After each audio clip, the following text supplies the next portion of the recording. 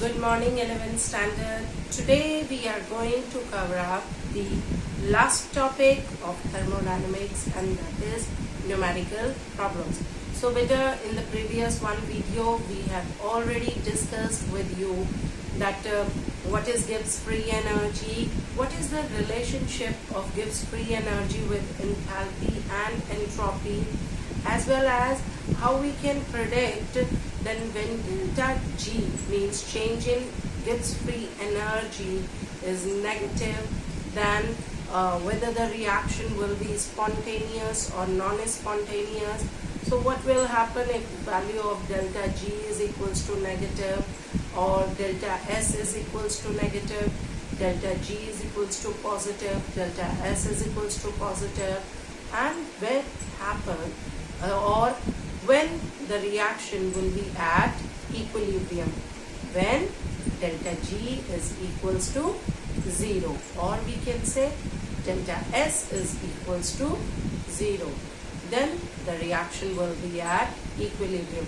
So all of these topics, apart from your enthalpy, internal energy, all these work done, we have already discussed in my previous video. If you have any doubt, so please just go through that videos again. And today we are going to start the last topic, and which is very important, and that is numerical problems. So beta, first of all I want to discuss all NCERT numerical problems with all of you. Then we will start doing the other extra numericals also based on the various formula which we discussed in this chapter. So the first one, numerical of back exercise, NCERT back exercise, is this one. The question number 1, choose the correct answer. A thermodynamic state function is a quantity. क्या बोल रहा है? A thermodynamic state function is a quantity. First optional question है ये, MCQ based. So which is used to determine the heat change, whose value is independent of path, which is used to determine pressure volume work, or whose value depends on temperature only. So बेटा इनमें से कौन सा है? हम पहले ही बोल रहे हैं कि स्टेट फंक्शन क्या होता है.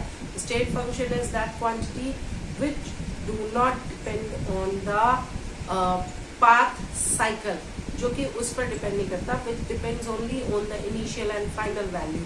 So the second number option will be the correct one, that whose value is independent of path, means do not depend on the path but only initial and final value, like internal energy, enthalpy, all these we have done, we discussed. So whatever the types of energy we discussed in this chapter, enthalpy of combustion, or that is, so these comes under this category. Next is for the question number 2, for the process to occur under adiabatic condition. अब हमने adiabatic आपको पढ़ाया हुआ है, ठीक है? तो correct condition is, or conditions are given to you that they are asking.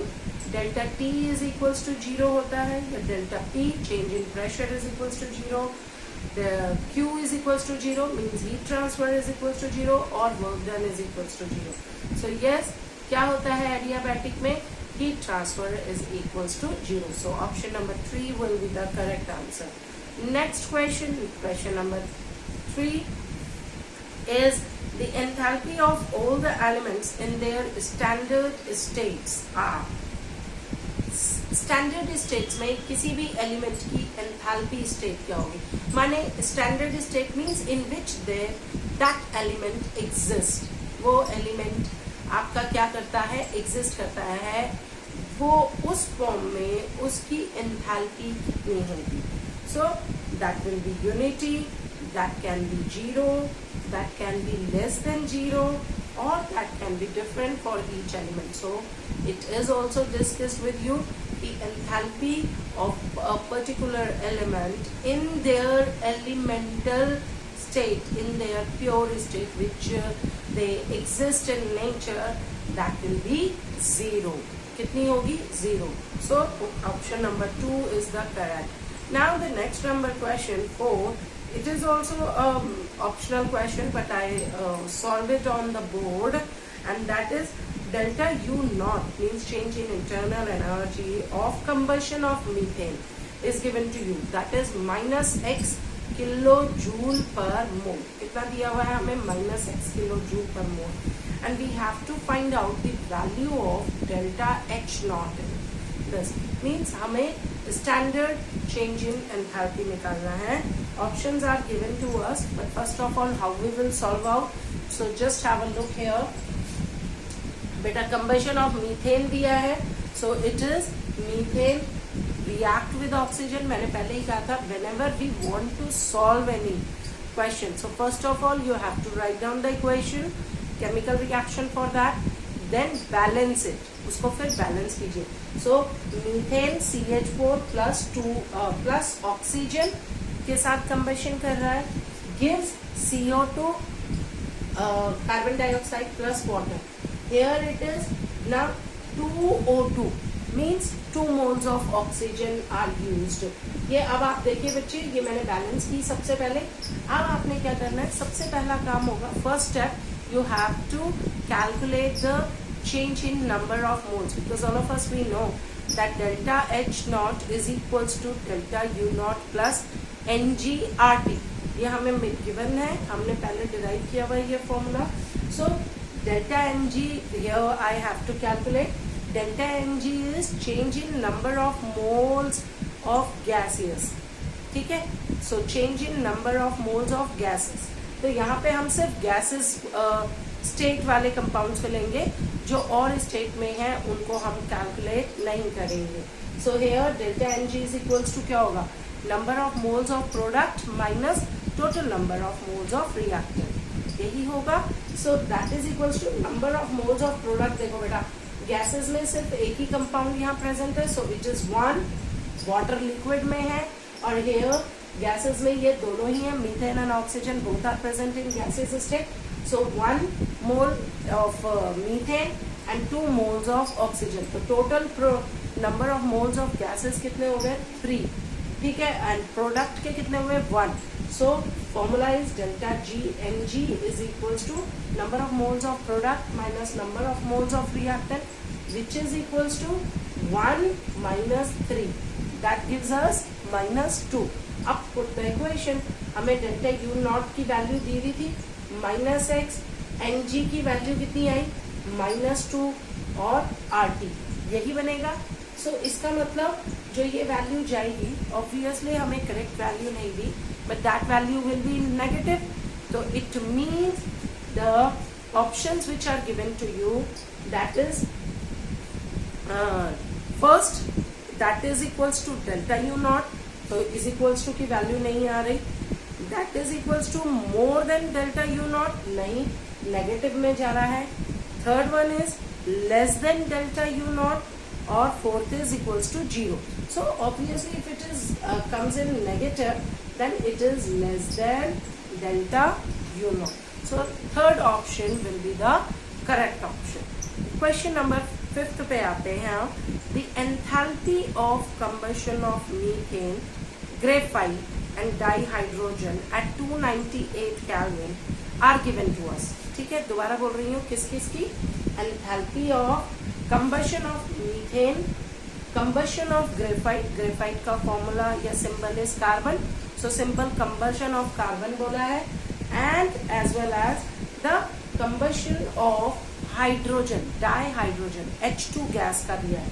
तो that is given to us. Delta H की इन तीनों की मुझे गिवन वैल्यूज है. दोबारा समझा रही हूँ, डेल्टा H की वैल्यूज गिवन है मुझे, इक्वेशंस नहीं दी थी. ठीक है, और I have to find out the, और we have to calculate here enthalpy of formation of methane. बेटा इस बार हमें मीथेन की क्या निकालना है? फॉर्मेशन फाइंड आउट करनी है. सो इन 3 गिवन इक्वेशंस की हेल्प से. So how I am going to do? First of all I will write down all the reactions of combustion of methane, combustion of carbon या combustion of graphite, combustion of dihydrogen, H2 gas. तो मैंने लिखा methane CH4 plus 2O2 gives carbon dioxide plus water. Delta H is given to us -890.3. Combustion of graphite means carbon plus oxygen gas gives carbon dioxide. Delta H that is equals to particular value. Combustion of dihydrogen means H2 plus O2 यही होगा और gives क्या देगा बेटा यहाँ पे water देगा obviously और बैलेंस करिए फिर इक्वेशन को that gives delta H is equals to particular value. Now your question में बी अराइज कि मैम ये कैसे होगा, ये इक्वेशंस हमें लिखनी है. यस, ये इक्वेशंस छोटी होती है इस चैप्टर में जो न्यूमेरिकल्स में लिखनी होती है and that reactions we have to write down ourselves. ये ऑक्सीडेशन होगा, कंबशन होगा, फॉर्मेशन होगा. So these are a very simple reactions and yes obviously we have to do a lot of practice जो कि हम अभी न्यूमेरिकल्स में करेंगे. तो उसके बाद हम इजीली इनको क्या कर सकते हैं, खुद लिख सकते हैं. और डेल्टा H की वैल्यू हमें गिवन है. There is no need to learn memorise these values. So if I write down this now, हमें पूछा क्या है, फॉर्मेशन ऑफ मीथेन. मेरे पास बेटा देखो कार्बन है, हाइड्रोजन है. So I can form the methane with the help of these two. So carbon plus 2H2 when react with each other, it forms methane. मैंने final reaction भी बना ली. Am I clear? मैंने पहले final reaction बनाई है, फिर मैं उसकी डेल्टा H कैलकुलेट करूँगी. So मेरे पास ये दोनों ही थे और मुझे CH4 बनाना है. तो CH4 बनाने के लिए मैं सीधा ले लेती हूँ जो मुझे गिवन है उसकी हेल्प से. Carbon plus 2H2 gives CH4 where delta H is equals to I have to find out or calculate. Now इसमें देखो बच्चे, ये मेरे पास है, ये मेरे पास है, तो मुझे इसी से बनाना है. So I can do that. I can take equation number 2. इसमें क्या करते हैं, whatever the values are given to you, उन्हीं को आपने प्लस माइनस करना है, उसी में से सब्ट्रैक्ट करना है, डिवाइड करना है, एड ऑन करना है और फिर अपनी एंथैल्पी को कैलकुलेट करना है. So in this one what I have done that take equation number 2 and plus equation number 3 ही करना था, बट इसको बैलेंसिंग करने के लिए plus 2 multiplied by equation number 3. Equation number 2 लीजिए, उसमें एड ऑन करते हैं equation number 3 and multiplied by this whole equation by 2. इसको 2 करेंगे बेटा, क्योंकि मुझे यहाँ पर क्या चाहिए, मुझे यहाँ पर सब कुछ कैंसल आउट भी चाहिए, मुझे सब कुछ कैंसल आउट भी चाहिए.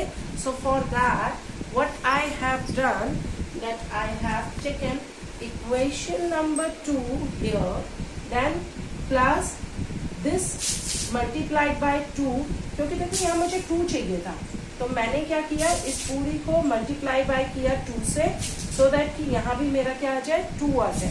फाइन 2 माइनस दिस इक्वेशन, क्योंकि ये तो मुझे कहाँ चाहिए, राइट हैंड साइड में मुझे बनाना है CH4.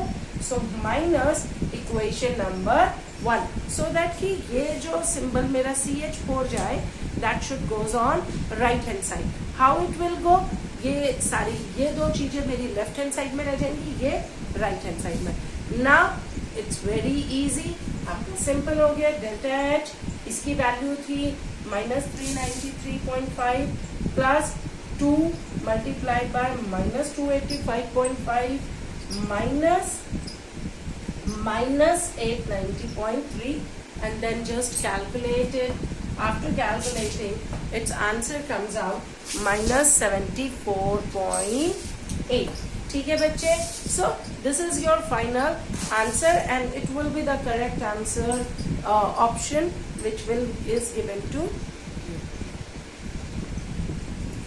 So beta, the question number 6 is there. A reaction A plus B gives a C plus D plus Q heat is found to have a positive entropy change. The reaction options are आगे will be possible at high temperature, possible only at low temperature, not possible at any temperature or possible at any temperature. तो हमें मालूम है कि delta H is equals to negative and delta S is equals to positive for this case, क्योंकि delta G is equals to delta H minus T delta S होता है, और for a spontaneous reaction delta G की value क्या होनी चाहिए? It should be negative.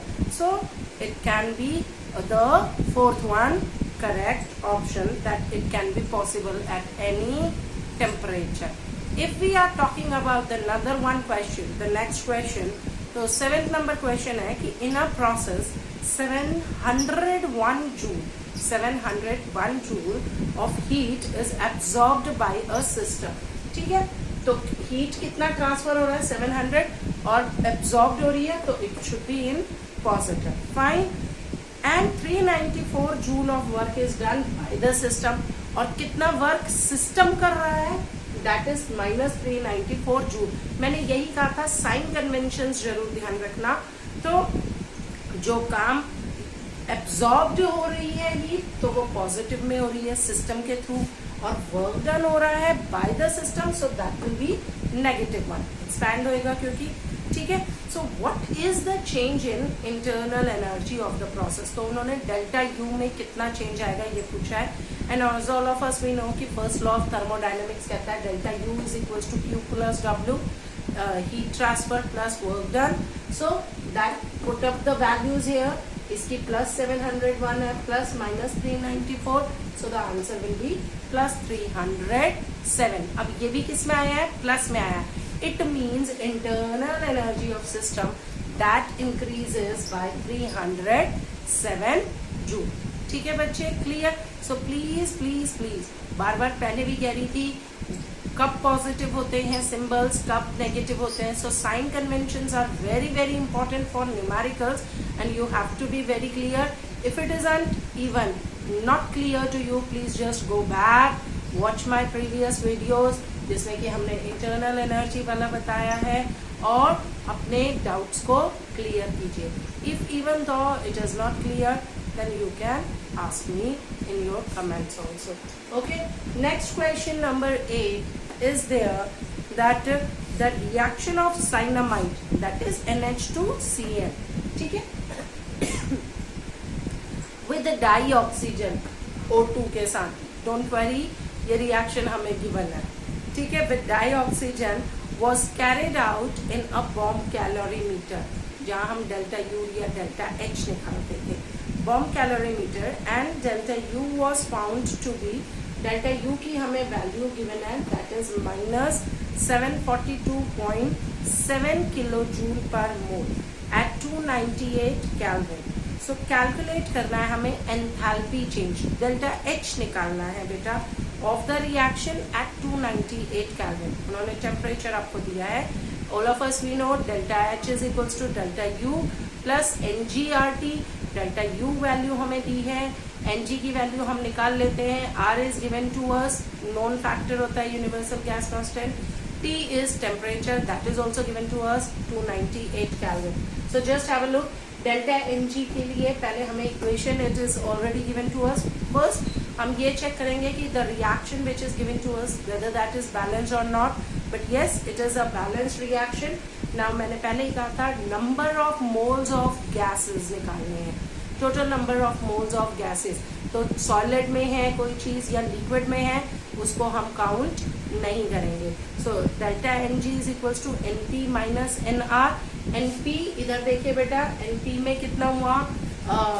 1 mole, 2 mole. N2 का 1 मोल है, CO2 का 1 मोल है. वाटर क्योंकि लिक्विड में है तो इसे नहीं लोगे, तो दिस इज 2 माइनस ऑक्सीजन यहाँ पे सिर्फ गैसेस में है, सो 3/2 इज इक्वल्स टू, कैलकुलेट करो, 1/2 हो जाएगा. अमोनियम साइनाइड जो है आपका, साइनामाइड जो है, that is in solid state, so it will not be taken. So 2 minus 3/2 is equals to 1/2 mole हो गया. अब आगे calculate, just put up the value. Delta U की वैल्यू मुझे गिवन है माइनस 742.7. Ng की मैंने लिख दी 1/2.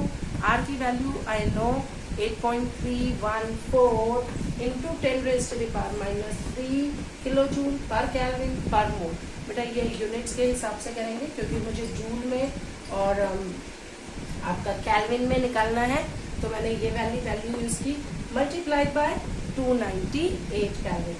Now solve it, it comes out minus 741.5 kilojoule पर मोल। ओके बच्चे, नेक्स्ट क्वेश्चन आ जाता है अब हमारा, calculate the number of kilojoule necessary. Kilojoule का मतलब एनर्जी, ठीक है, हीट ट्रांसफर कितना हो रहा है।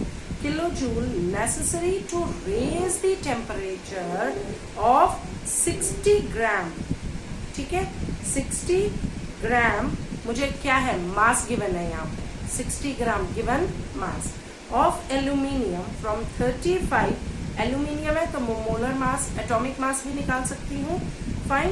So from 35 to 55 degrees Celsius. Now change in temperature is also given. Molar heat capacity, capital C भी given है, that is 24 joule per mole per Kelvin. बिल्कुल डायरेक्ट क्वेश्चन है बेटा, ये देखा करो न्यूमेरिकल में what is given to you.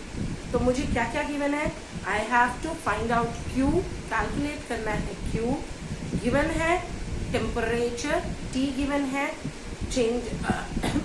Change in temperature, ठीक है, और किस में दिया है, सेल्सियस में दिया है, और आपके पास क्या है, गिवन मास है, एटॉमिक मास हम ले सकते हैं तो माने नंबर ऑफ मोल्स हम कैलकुलेट कर सकते हैं।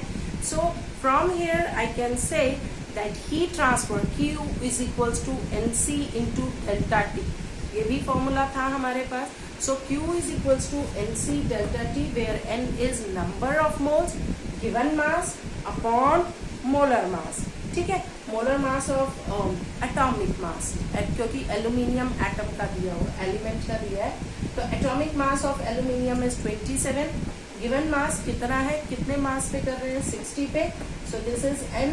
C की वैल्यू मुझे डायरेक्टली दिया हुआ था 24 जूल पर मोल पर kelvin, and temperature, change in temperature delta T, final temperature minus initial temperature, 55 minus आपका क्या किया हुआ है, दैट इज 35, ठीक है।